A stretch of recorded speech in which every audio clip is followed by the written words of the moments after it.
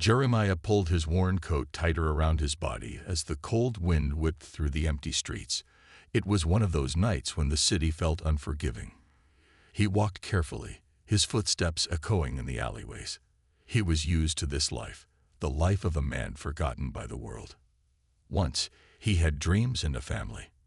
But life had a way of taking more than it gave. Now, the streets were his home, and survival was his only goal. Even so, Jeremiah never lost the kind heart that made him who he was.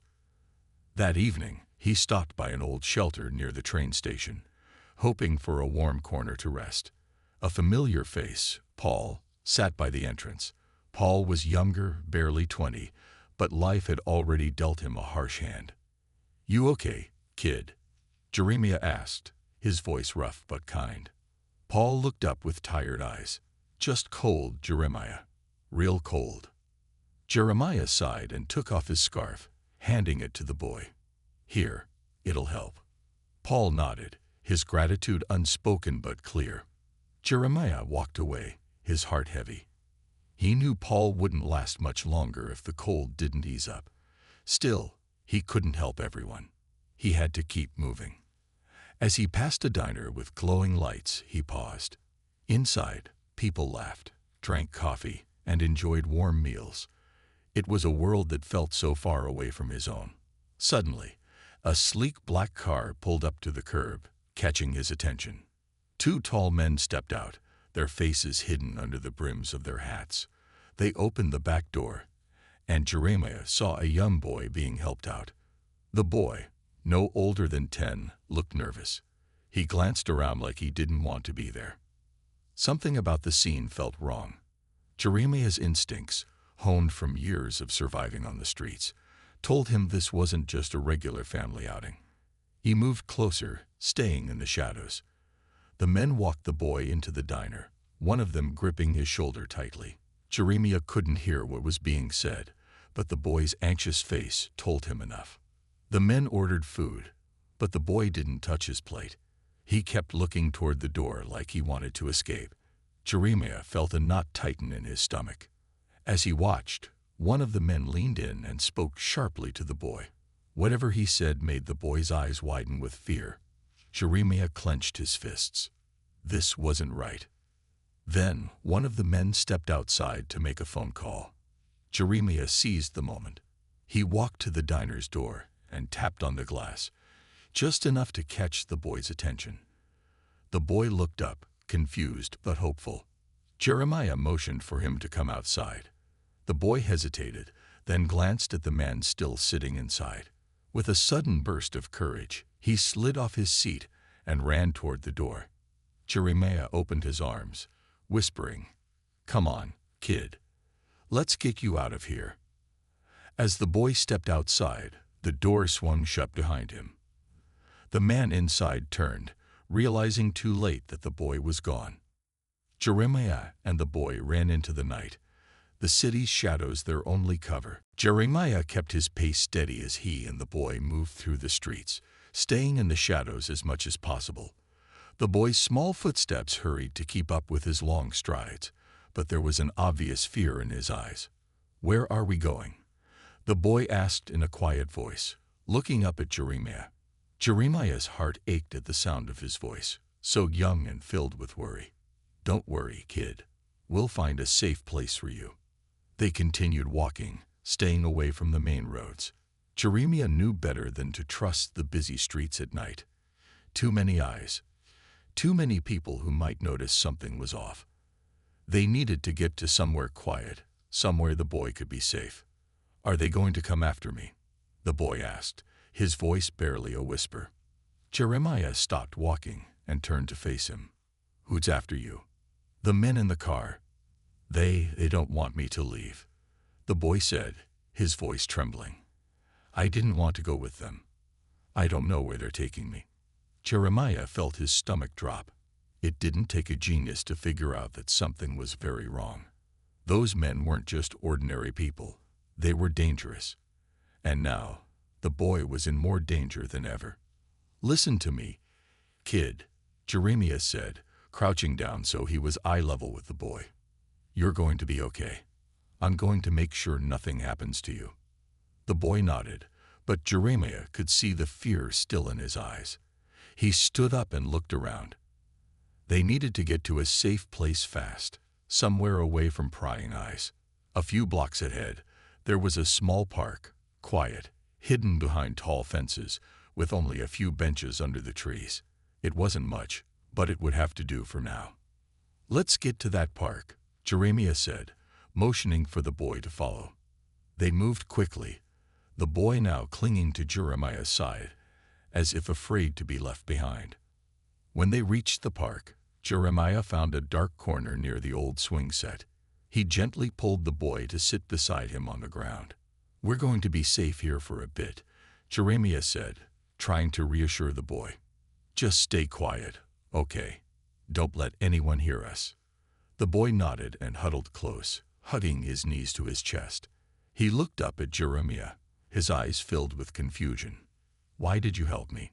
Jeremiah smiled softly, though it didn't reach his tired eyes. "I help people, kid. That's just what I do. You needed help, so I helped." There was a long pause before the boy spoke again. "Are you a cop? Like my mom?" Jeremiah felt a sharp pang in his chest. No, he wasn't a cop, not by a long shot. But he could never tell the boy the truth. What would he say? That he was just a homeless man with nothing to offer? Jeremiah didn't have an answer for that. "I'm not a cop," he finally said, "but I know what's right and wrong. And what those men are doing is wrong. So I'll make sure you're safe." The boy seemed to believe him, leaning into his side for comfort. But Jeremiah's mind was racing. The men in the car wouldn't give up so easily. He knew they would be looking for the boy, and soon. They couldn't stay in the park for long. Jeremiah had to think fast. Jeremiah's mind raced as he looked down at the boy beside him. The quiet park was not enough to hide them for long. He needed a plan. The men in the car would be searching for the boy soon, and they wouldn't stop until they found him. Jeremiah stood up slowly, scanning the area around them. "We need to move," he said softly, trying not to alarm the boy. "Follow me, and stay close." The boy nodded, his eyes wide with fear, but trusting Jeremiah. They moved quickly, sticking to the shadows, avoiding the few cars passing by on the main road. Jeremiah knew the city like the back of his hand, every alley, every shortcut. He had to use that knowledge to stay one step ahead. As they walked, Jeremiah's thoughts raced. The boy's safety was his priority, but the men who were after him wouldn't give up easily. They had already shown they were dangerous, and they wouldn't hesitate to hurt Jeremiah or anyone who tried to stop them. Jeremiah's instincts kicked in. They needed to find a place to hide, somewhere the men wouldn't think to look. He remembered a small, run-down building a few blocks away, an old warehouse that had been abandoned for years. It was perfect for what they needed. No one would bother them there. "We're going to a safe place," Jeremiah whispered, glancing at the boy as they continued walking. The boy gave him a small smile, his trust in Jeremiah growing stronger. "I'm scared," he admitted softly. Jeremiah placed a reassuring hand on his shoulder. "I know, but I'm here, and I'm not going to let anything happen to you." They kept moving until they reached the warehouse. Jeremiah checked around to make sure no one was following them before he led the boy inside. The building was dark and musty, but it was empty and secure for the time being.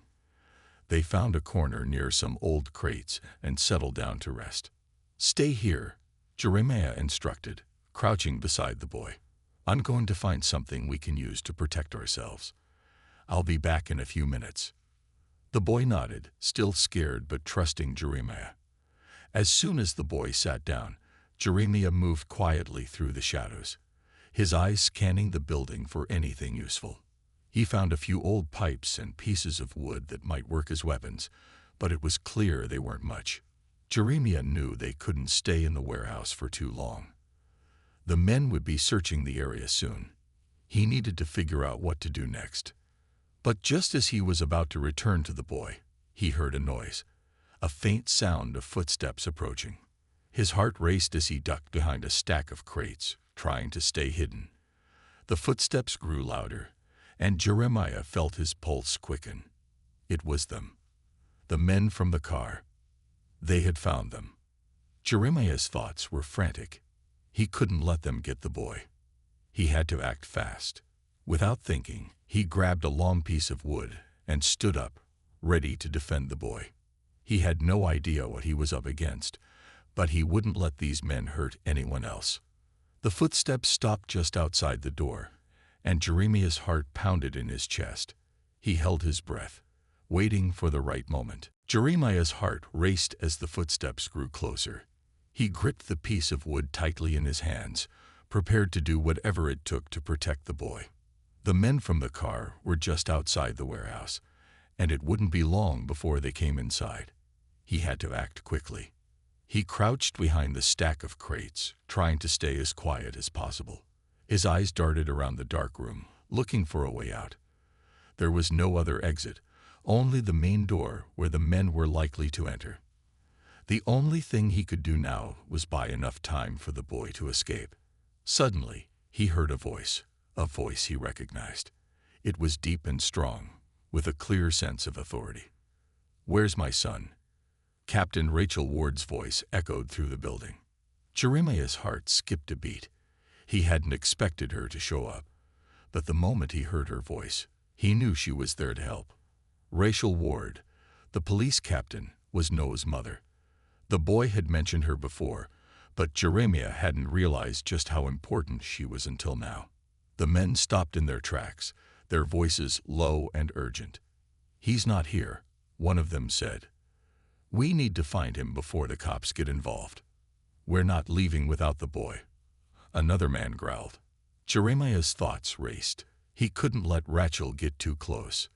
The men were dangerous, and they wouldn't hesitate to hurt her to get to the boy. But he didn't have much of a choice. He had to help her, no matter the risk. He stood up slowly, holding the piece of wood in front of him like a weapon. His mind was focused.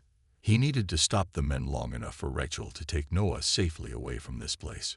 Rachel's footsteps were quick and determined as she entered the warehouse, her eyes scanning the room. Her hand rested on the holster of her gun, ready to take action if needed. But when she saw Jeremiah standing there, a look of surprise crossed her face. "Jeremiah," Rachel said, her voice soft but filled with confusion.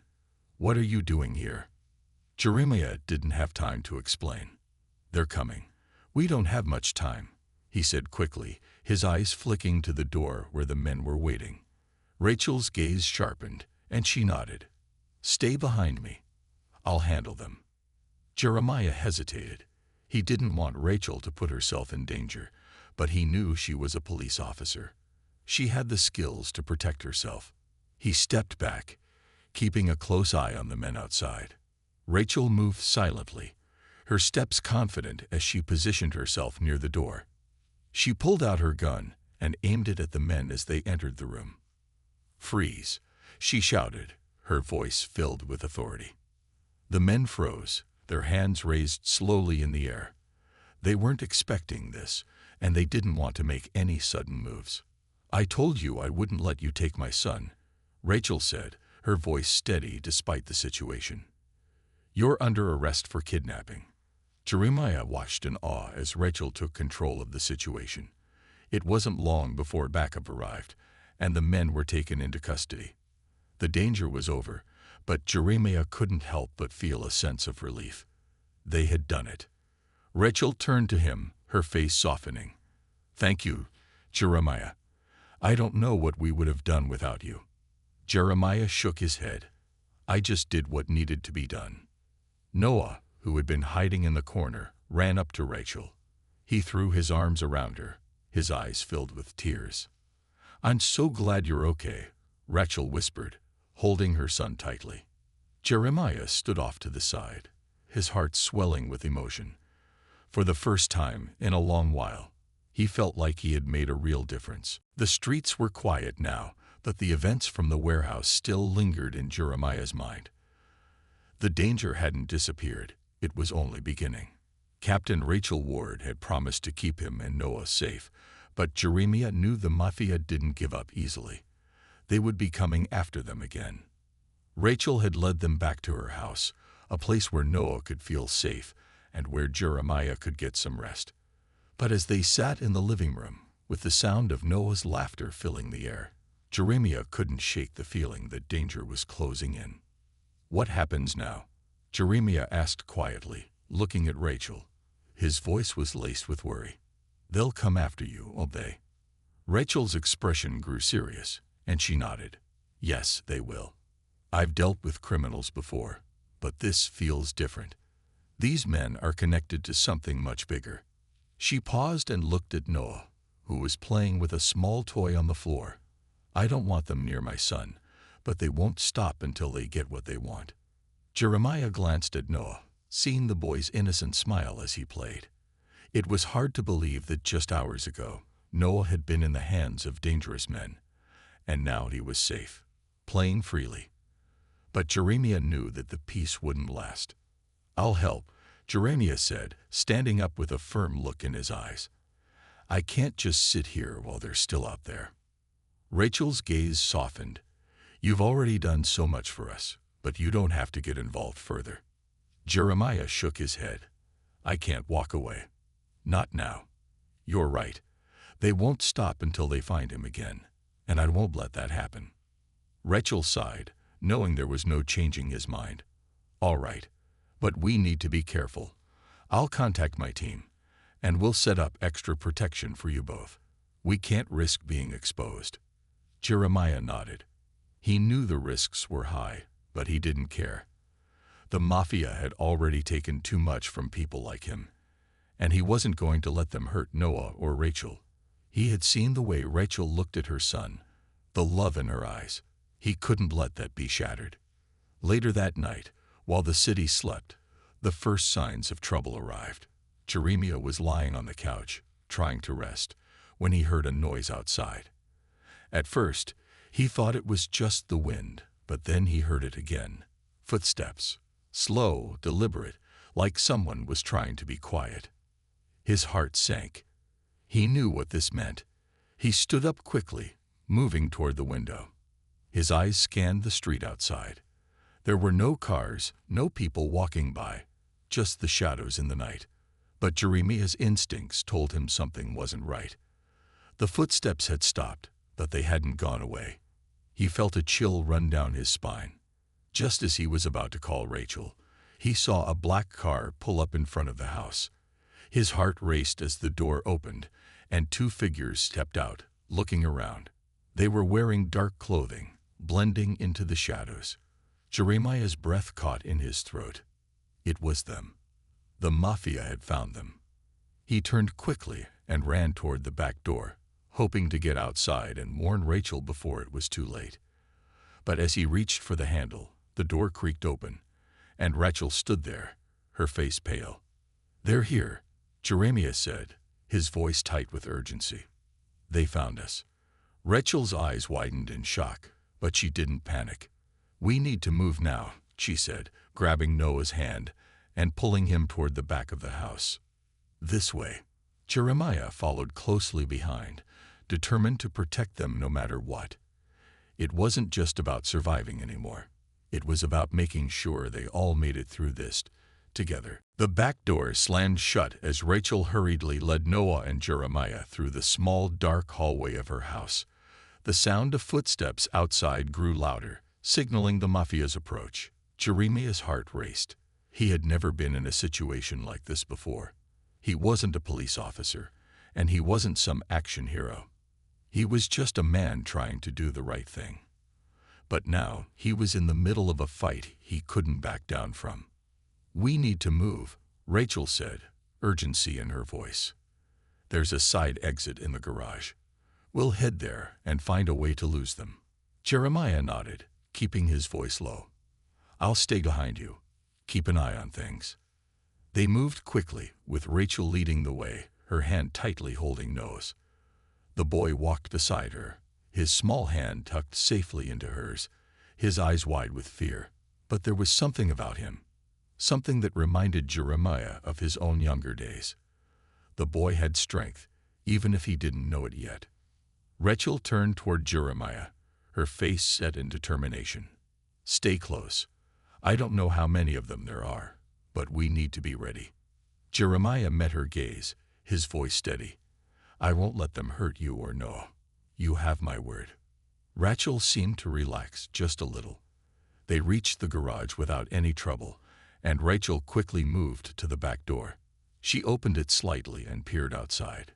It was dark, and the only sound was the rustling of the leaves in the trees. "I'll go first," she said, stepping out cautiously. She signaled for Jeremiah and Noah to follow her. They moved as quietly as possible, the sound of their footsteps barely audible. But as they reached the end of the driveway, a car's headlights suddenly flooded the area. The Mafia had arrived. Jeremiah's stomach dropped. The men were getting closer, and there was no way to outrun them. They had to act fast. Without thinking, Jeremiah grabbed Rachel's arm and pulled her and Noah behind a large pile of old boxes by the side of the house. They crouched down, trying to stay out of sight.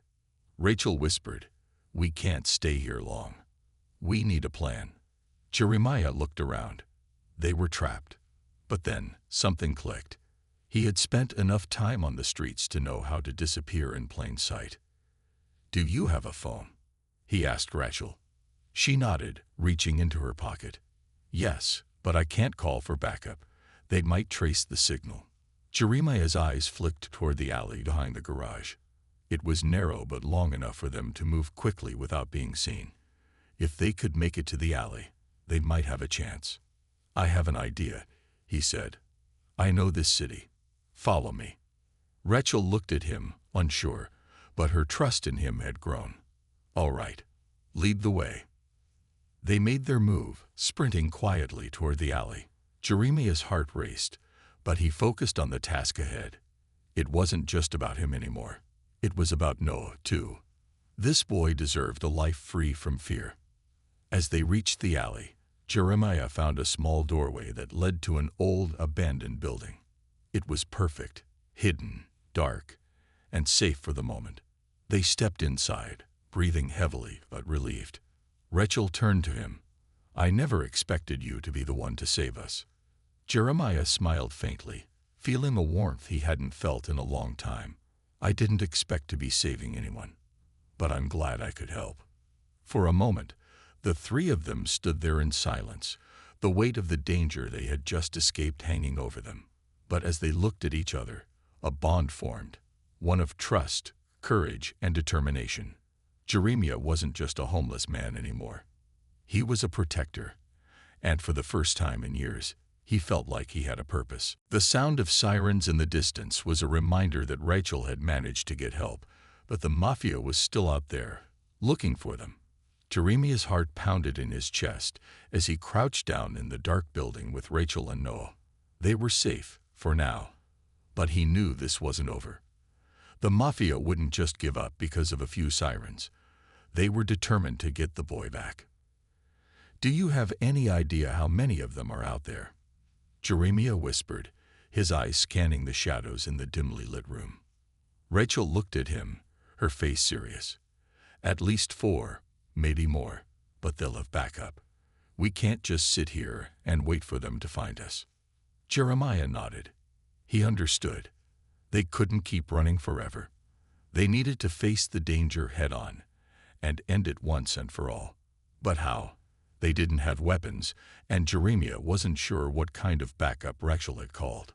Rachel stood up and motioned for them to follow her. "We need to move. I've got a plan, but we have to be quick." They left the abandoned building carefully, making sure to stay out of sight. The alleyways were their best chance to avoid being spotted. Rachel led them through the maze of back streets, always keeping her eyes on the lookout. Jeremiah was impressed by how calm Rachel remained under pressure. She moved with purpose, and even though he could feel the weight of the danger surrounding them, he trusted her. He knew she wouldn't let anything happen to Noah.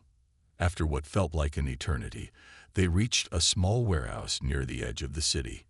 It was old, worn down, and filled with old machinery. Perfect for hiding in, Jeremiah thought. "We're going to use this place to our advantage," Rachel said, her voice steady. The Mafia won't expect us to be here. It's a good place for a standoff. Jeremiah's eyes widened. A standoff? You want us to face them here? Rachel gave him a sharp look. We don't have time for anything else. We're out of options. Jeremiah hesitated for a moment, then nodded. He wasn't a fighter, but he knew they didn't have much of a choice. He would do whatever it took to keep Rachel and Noah safe. The three of them hid behind some crates inside the warehouse, trying to stay as quiet as possible. Jeremiah's mind raced, running through the possible outcomes. They didn't have the numbers, and they didn't have the weapons, but they had something else: knowledge of the area and the element of surprise. As the minutes passed, they heard the sound of car engines approaching. The Mafia had arrived. Jeremiah's heart rate quickened. He could feel the weight of the situation pressing down on him. This wasn't just about him anymore. It was about Noah's life and Rachel's. Rachel motioned for them to stay low and quiet as the Mafia's footsteps echoed in the distance. They were getting closer. Jeremiah knew they had to act soon. He wasn't going to let the Mafia take Noah, not after everything he had been through to keep him safe. As the men stepped into the warehouse, they immediately saw the empty space where Jeremiah, Rachel, and Noah had been. Their eyes darted around, and Jeremiah held his breath, waiting for the right moment. Looking for someone, Rachel's voice rang out from behind the crates. The Mafia men froze. For a brief moment, the world seemed to stand still. Then Rachel stepped forward, her gun drawn, her voice filled with authority. You're under arrest. The Mafia men hesitated, clearly surprised, but they quickly reached for their weapons. Jeremiah's heart raced as he grabbed a metal rod from the ground. This wasn't a fight he had ever imagined, but he wasn't about to let these men hurt anyone again. The standoff had begun. The warehouse was filled with tense silence, the kind of quiet that made every footstep sound like a thunderclap. Jeremiah held his breath as the Mafia men stood frozen, eyes locked on Rachel, who stood tall with her gun ready. The air seemed thick with the weight of what was about to happen. Rachel's voice broke the stillness, sharp and commanding. You're under arrest for kidnapping and trafficking. Drop your weapons. The Mafia men hesitated for a split second, sizing up Rachel and the small group hiding behind the crates. Jeremiah's heart raced, but he knew this was their moment. The Mafia wasn't expecting someone like Rachel, a police captain, to be so close. They underestimated the situation, and that was their mistake. Drop them. Rachel shouted again, her voice unwavering. Reluctantly, the men let go of their guns, raising their hands in surrender. For a moment, it felt like a small victory, but Jeremiah knew they weren't out of danger yet. Even without weapons, these men could still be dangerous. Rachel took a step forward, keeping her eyes on the Mafia members. Don't try anything. My team will be here any minute. Just as she spoke, the sound of police sirens wailed in the distance. The Mafia men exchanged nervous glances. They had nowhere to run. The backup was here. Jeremiah glanced over at Noah, who was huddled behind him, his eyes wide with fear and confusion. It was hard to believe how much had happened in such a short time. One moment, Noah had been on the verge of being taken by dangerous men, and now he was just a few steps away from being safe again.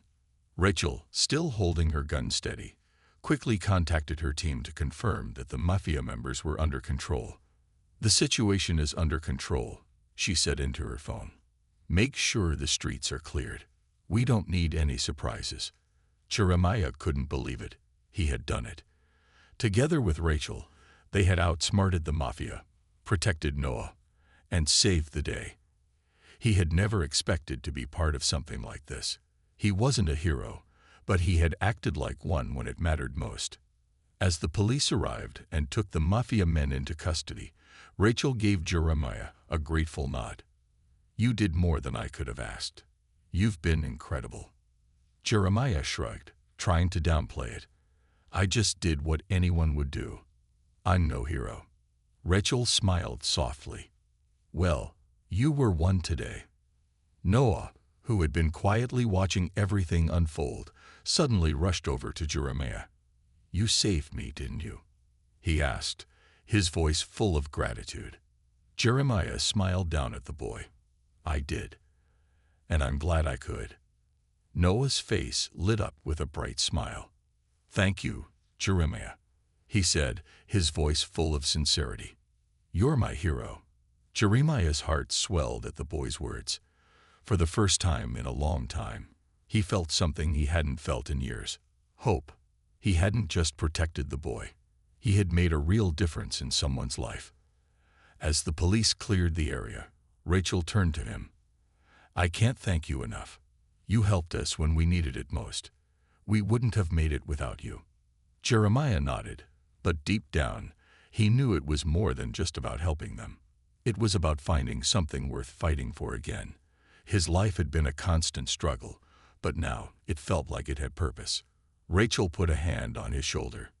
"You're welcome to stay with us. You know, you've earned it." Jeremiah looked at her, surprised by the offer. He wasn't sure what to say. For so long he had been alone, drifting from one day to the next. But now he had a chance to start over.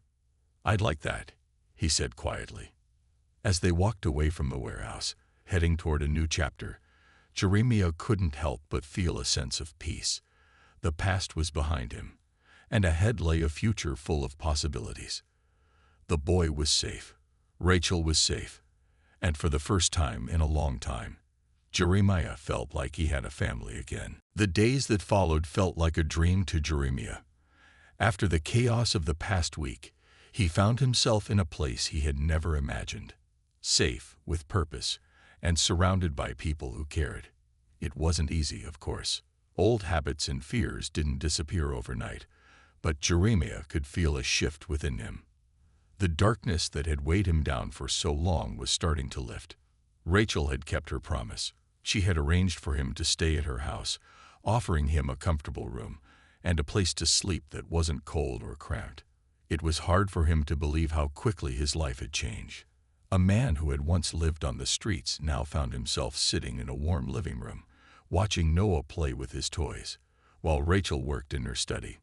He wasn't used to this kind of peace, but it felt good.